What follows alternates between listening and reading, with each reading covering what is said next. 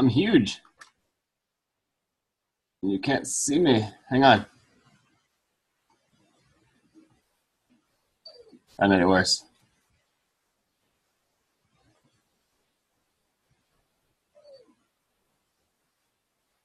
Huh. It's a little better. It's a little better. All right.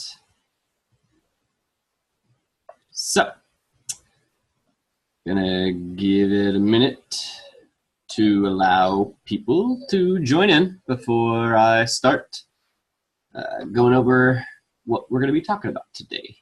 So, if you're watching the recording of this, hi. We're waiting, I'm gonna give it about 5 minutes or so to allow people time to join in, and then we will discuss everything. Send out a message to everybody.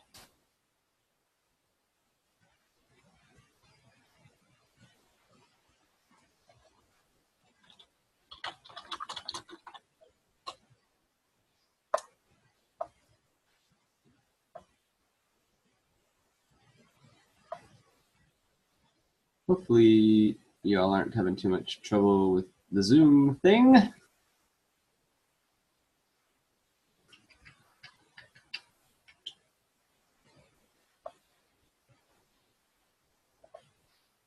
Well, hope everybody's first week went awesome.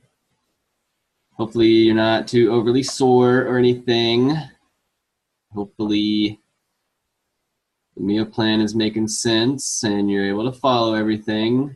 Up to this point now, if you are having any issues at all, you need to reach out to me and we need to have a chat so we can make sure you are up to speed and on the right track so you can be successful. If everything's going awesome for you, then keep rocking. We won't worry about it. Do you have any questions or issues? Today's topic is going to be around triggers in our lives. So, since most of you, looks like, will be watching this on the replay, just give you all a heads up on what we're going to talk about here in a couple minutes. Oh, so before we start doing that, if you have not done your weekly check-in on the course, then make sure that you get that done. Go to the challenge group. Hello, ladies. Hello, Rubria. Hello, Shane. I'm just saying real quick, if you haven't done your weekly check-in yet on the Facebook page, the private group, make sure you go ahead and get that done. Hello, Veronica. Yeah, make sure you get your check-in done so I can know where everybody's at. If you're having any issues, we're going to celebrate your wins, all that good stuff. So, I guess we'll go ahead and first, I'm going to let y'all ask is anybody having any issues at the moment? Does anybody have any questions that you've been thinking about? Anything at all that you need help with that you think anybody else might be having trouble with as well? Go ahead and type that in the chat real quick. If not, no big deal. If everybody's rocking and rolling, then that's awesome. I just want to give a minute or two to let y'all type in something if you're having an issue. I don't think y'all are. Y'all are rocking right now. The three of you that are here. Rubria, Shane, Veronica. Yeah, y'all are rocking right now. So I'm going to go ahead and we're going to start talking about the topic for today. At any point, if you have a question, if you need me to stop and clarify something, please just type it in the chat, or there's a function on the app where you can raise your hand if you can figure that part out. But it's easier to just type in the group chat if you have a question while I'm going over all this stuff. So what we're talking about today is triggers in your life that cause you to fall off track, that cause you to resort to old ways, old habits, old ways of thinking. And in order to shift your identity and get lasting change for yourself, we need to really think about and dig deep on what these triggers are. You may not be aware of some of the triggers that you might have.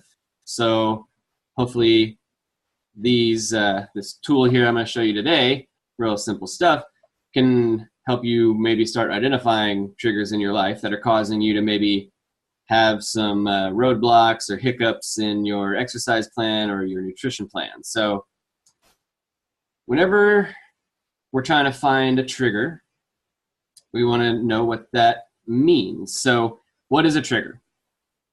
Anything, it could be a person, it could be a place, it could be a thing, anything that causes you to mentally and emotionally have a weak moment, we'll call it.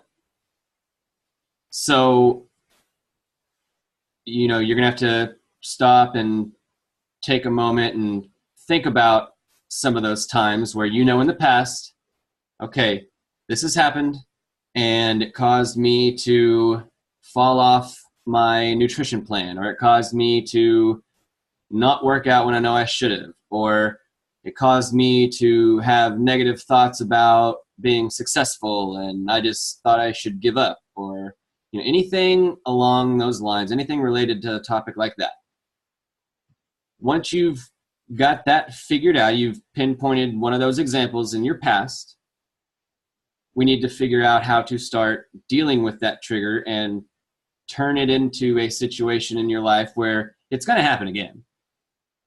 There's no way to avoid triggers every day. So we need to come up with a plan on how we're going to deal with these triggers in a more productive way. So once you've got that trigger in mind, that example, you're going to write down what that trigger is.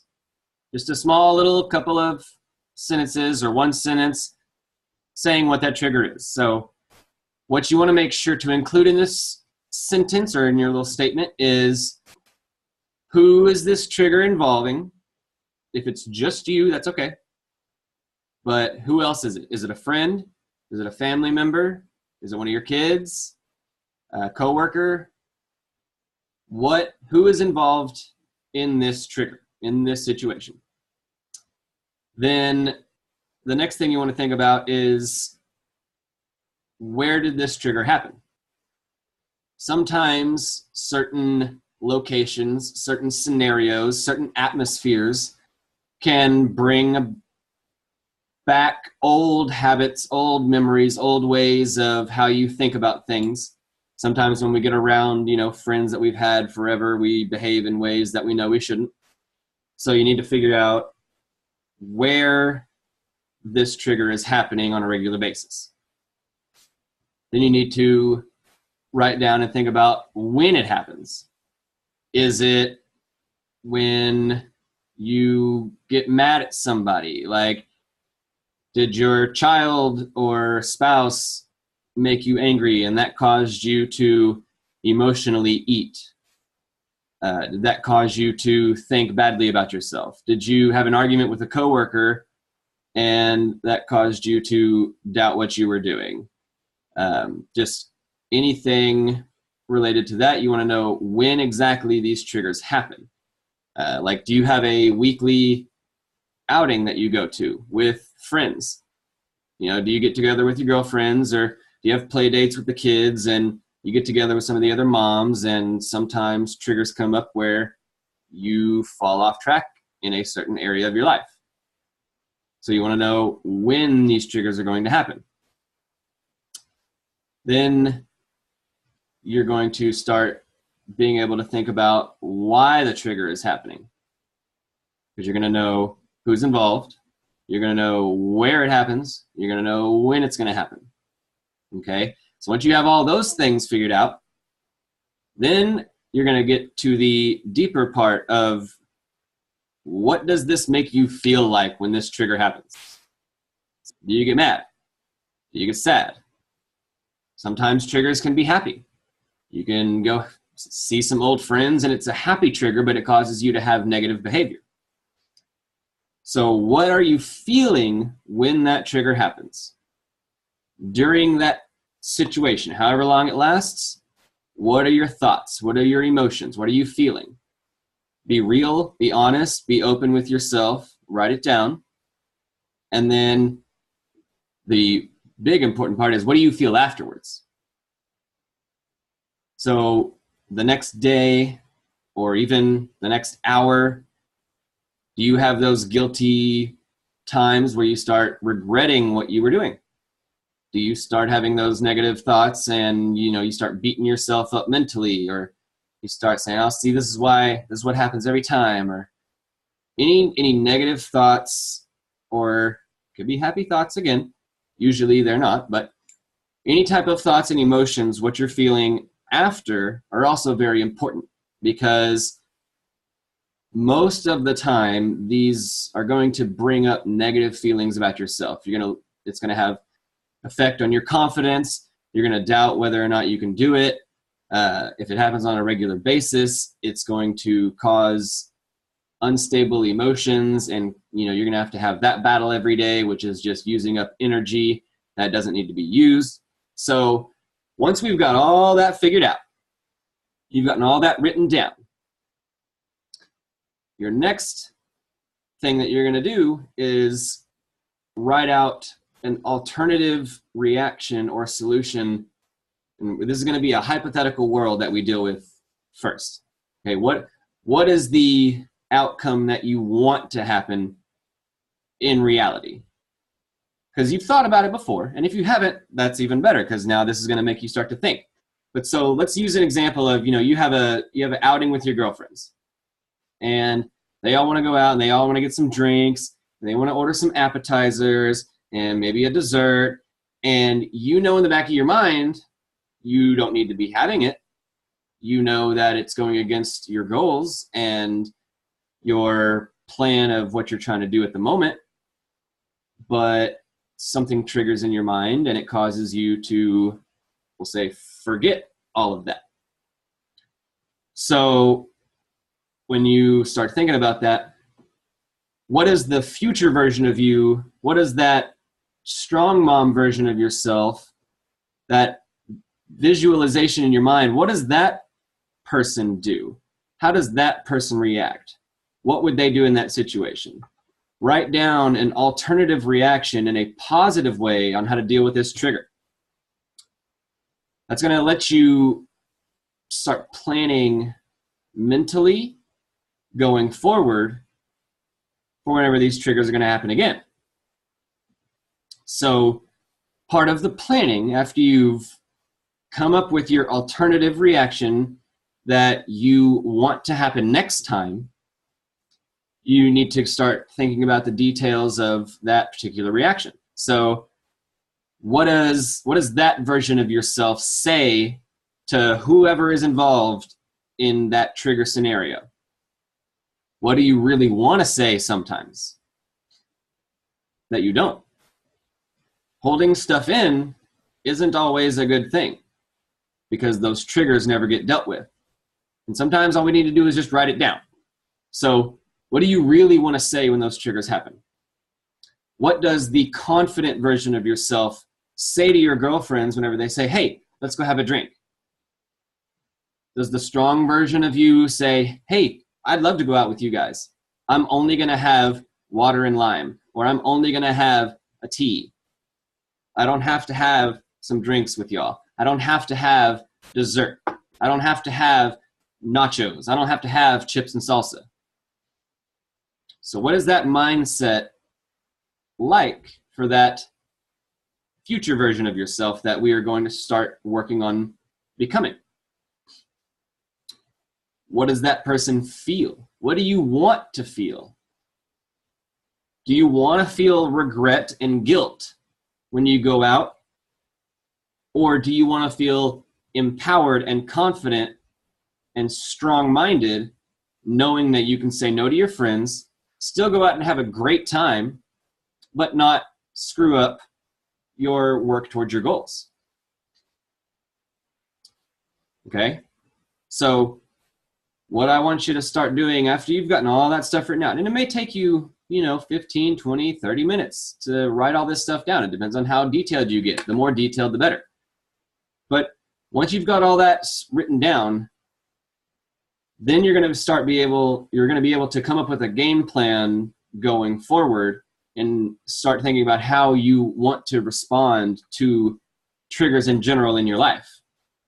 Okay, so this is just one trigger, and it might take you 20 or 30 minutes to really write down and figure out everything about that trigger.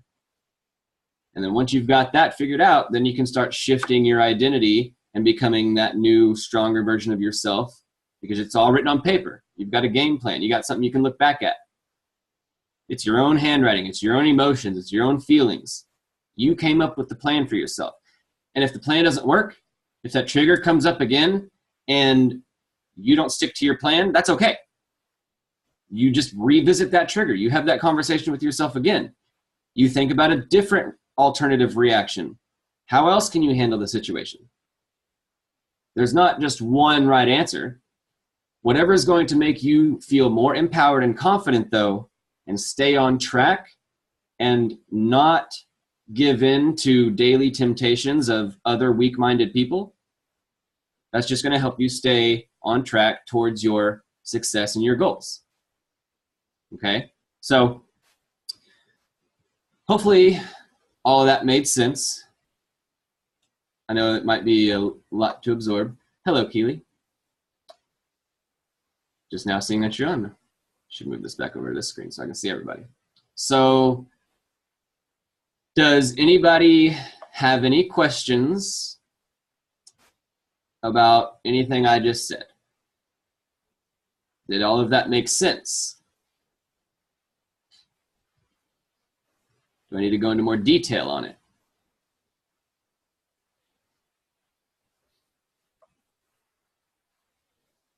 Give you all a second to type if you are.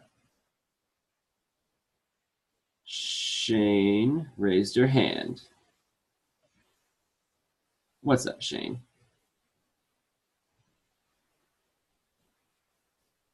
I can't hear you.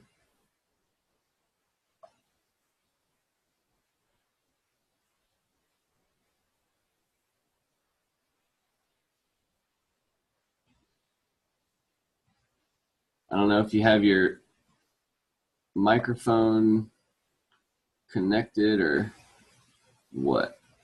There it is. All right. Now try to talk. Maybe. Well.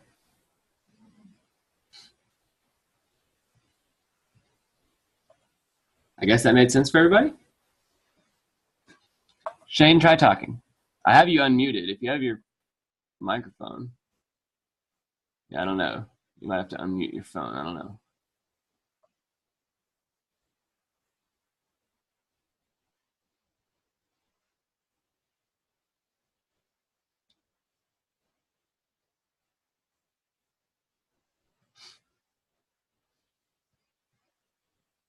You may have to type it out in the chat.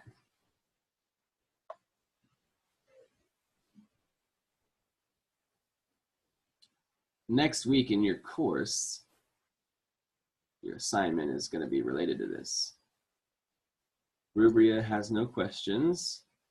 Keely, how long have you been watching, Keely? Did you just jump in the middle? I've been on the whole time. I was just unpacking groceries. Okay, awesome. Good deal. Veronica's good, I assume. Shane, it looks like you're frozen now. Looks like your screen is frozen. What is good to drink or healthy when you are out with friends? So if you're talking about just something to drink that's non-alcoholic, that makes it feel like you're still participating. An easy thing to do is tonic water with lime. Sometimes you can get it for free. It's carbonated. You squeeze the lime in there, and it gives you that similar sensation of drinking like a vodka and lime or something type of drink. If you want to have a drink, so you're allowed to have half a serving of a drink, or we'll be realistic, and since, we'll just say you'll have one whole serving of a drink whenever you go out. Stick with clear liquors. Try to avoid all wines. Wines are just going to be higher in calories. They're all going to contain sugar. And I know you read a lot of stuff about red wine, being good for you. And there are some health benefits to drinking red wine. But as far as trying to lose weight, the benefits do not outweigh the weight loss and the effect that alcohol has on your body's ability to build muscle and repair muscle. It's just better to avoid it if you can. And if you do have a drink, try to stick with clear liquors only. Vodka, tequila, that does not mean margaritas.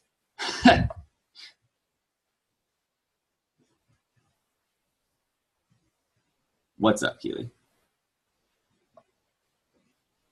Okay, so the question is, I read that caffeine can actually cause you to go into like food storage mode. Is that true? Based on no research that I know of. Okay. Most research around caffeine actually says that it can help aid in weight loss because it just speeds up your metabolism, speeds up your heart rate, your metabolic system, and everything just increases when you consume caffeine. I've never heard of that before. Where did you read that? Well, when I was looking up intermittent fasting, they said that if you drink too much caffeine in the morning, it can cause that intermittent fasting period to break. Okay, so that's different than the whole like fat storage thing. So if you consume too much caffeine, and it's going to vary from person to person and what your tolerance is, how much you have on a regular basis. It's going to cause your metabolism to start functioning again.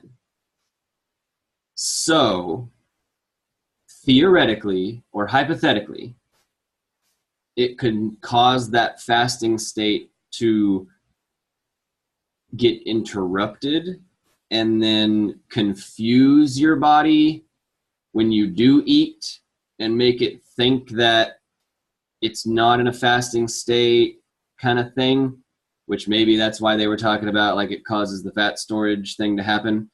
But in my experience, if you're having like a cup of coffee in the morning, you're going to be fine. If you're slamming like 3 or 4 cups of coffee and, having some shots of espresso or something like that, that's different. But yeah, hopefully that answered your question.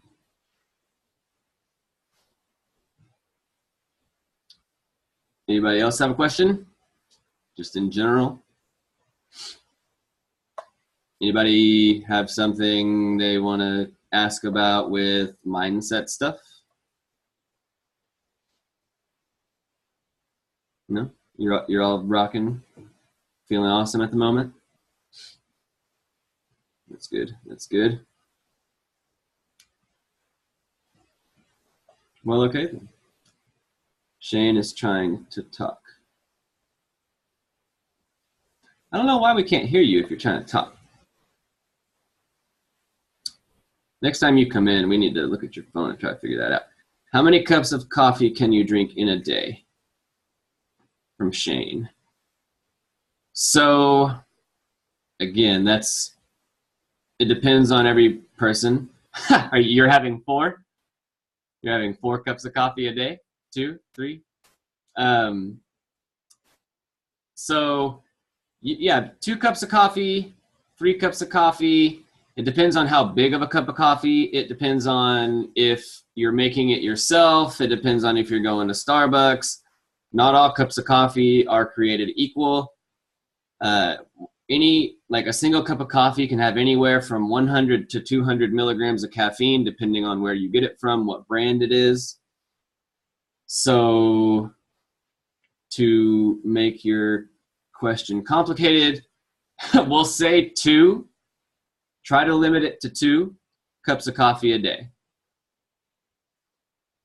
If you find that you're more tired and you need more caffeine, that may be an issue of needing sleep.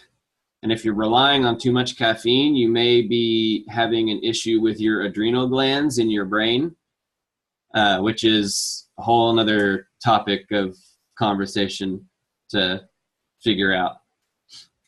But if you feel like you need like 4 or 5 cups of coffee a day or more and you're still dragging, you might have some type of adrenal fatigue. But just having a couple of cups of coffee, like 1 in the morning and then 1 later on in the day, that's fine.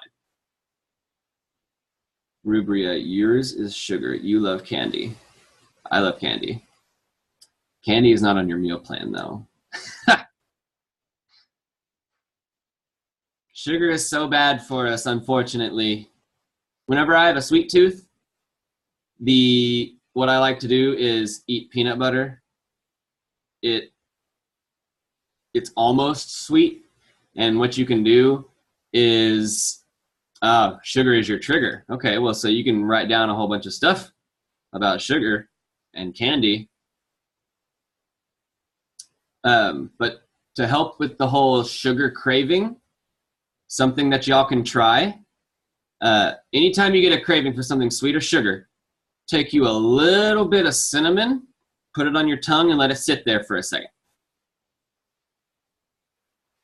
Most of the time, that craving will go away. You can also take you a small sip of pickle juice. I know that's the exact opposite of something sweet, but it does something to your taste buds and the signals in your brain that cause the sweet craving to also go away. These are things more that I've discovered in practice versus actual science. The cinnamon thing, though, definitely works. 2 to 3 cups a day, black coffee. That's okay. Big swig of apple cider vinegar. Yeah. Yeah, so that's why I was saying the pickle juice. That bitter type of flavor tends to override your taste buds and the signals that get sent to your brain, and the sweet craving can go away.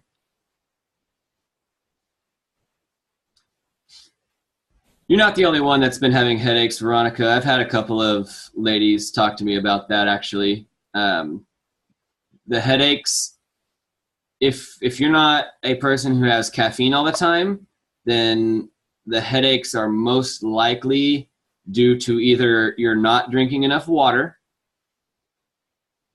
you want to try to get at least 100 ounces of water a day. And it could also be because doing the keto style diet and eating less carbs, your body is detoxing from sugar, and that can cause you to have headaches. It can cause you to feel nauseous. It can cause you to not be able to sleep as well for a couple of nights. It can cause you to be real irritable, but it should go away after 3 to 4 days, maybe a week.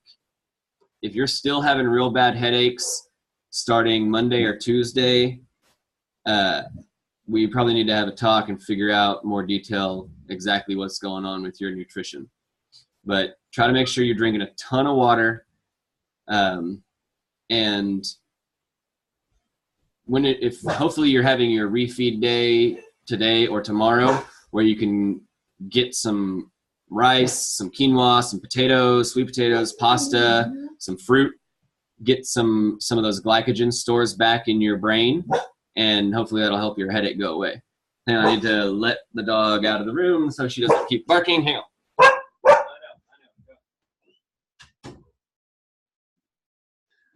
All right.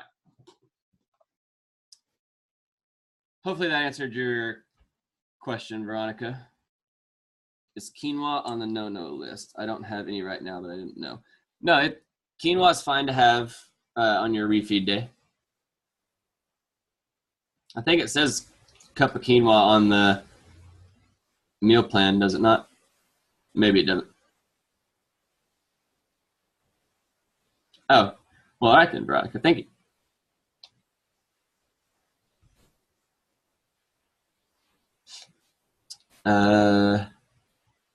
Is black rice good to eat with fish? So, Shane, all rice is going to be considered a carb, and I want you to try to only eat it on refeed day. I know. It's great to have. I eat rice with my fish, and rice is rice. Like white rice, brown rice, black rice, wild rice.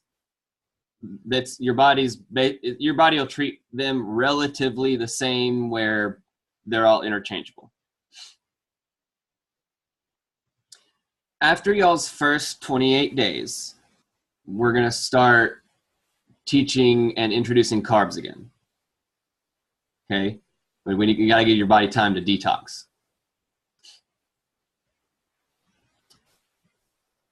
Someone told me one of the keys, pickle juice helps with withdrawals. Told me one of the keys to keto diet. I think what you're trying to say is someone told you one of the keys to not having withdrawals during a keto diet is to drink pickle juice. I mean, maybe. It could help. It depends on if your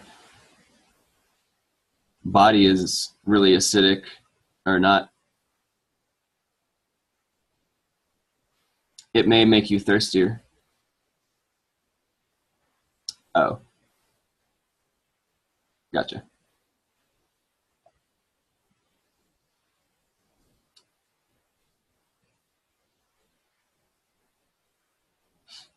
Anybody else?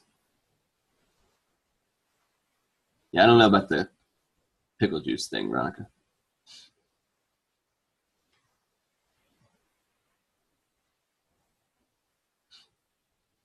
All right. Y'all are good there. So try to, if you can, or if you have time, go back and rewatch the part at the beginning where we go over all the stuff about triggers. If you really do want to start trying to identify situations in your life that cause you to fall off track, that you know have caused you to stop following through with something in the past, then you really need to do this, we'll call it slight busy work on writing everything out, get it on paper so you can actually come up with a plan for yourself. Just thinking about it is not going to help you change. I've got countless amounts of spirals, journals, notebooks filled with stuff. And that's the only way that I've been able to have the mindset that I have, is really have those mental talks with myself.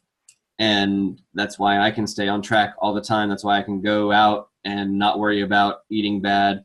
I don't even have to come up with a plan anymore about, oh, what do I need to avoid? So doing this work now is definitely going to help pay off in the long run, so you can keep these changes going forever. and not fall back into old ways. All right.